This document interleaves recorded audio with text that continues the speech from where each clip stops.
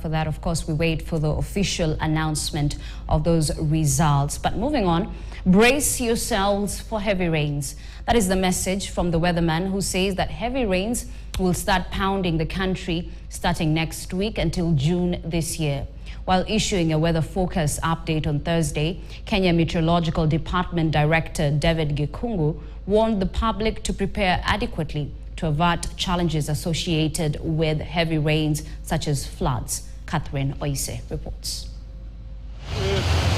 The effects of the recent heavy rains continue to be witnessed in some areas in the country, many estimating the losses to be running into millions of shillings.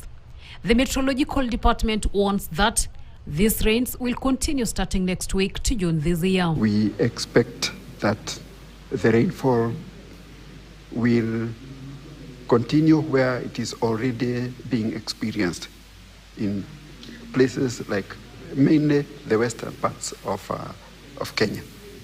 That will continue. There are other places like Nairobi that have experienced that rainfall in the last 3 days. There will be a break. Areas to be affected include the highlands, west of the Rift Valley. Nairobi will receive more rain than the long-term average of the season. Southeast and coastal areas will witness a large amount of rain from the 3rd to the 4th week of March. Some parts, the season will continue up to sometime in June. In other places, the season ceases in the month of May. The distribution in most of the farming areas is good. However, Gikungu has explained that there is likely to be a difference in rainfall in different parts. But the negatives actually include the outbreaks of diseases, mostly of public health concern, like malaria is one of them.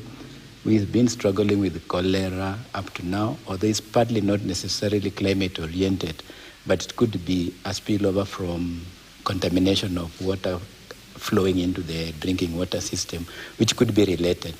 Kenyans have also been asked to be more prepared as electricity may be disrupted due to strong winds caused by the rain. This heavy rain forecast comes just 2 months after the country experienced heavy rains. The rain witnessed in the month of October to December caused disaster, great damage in many parts of the country. Catherine Oise, KTN News, Nairobi. Experts warn that more than 1 billion people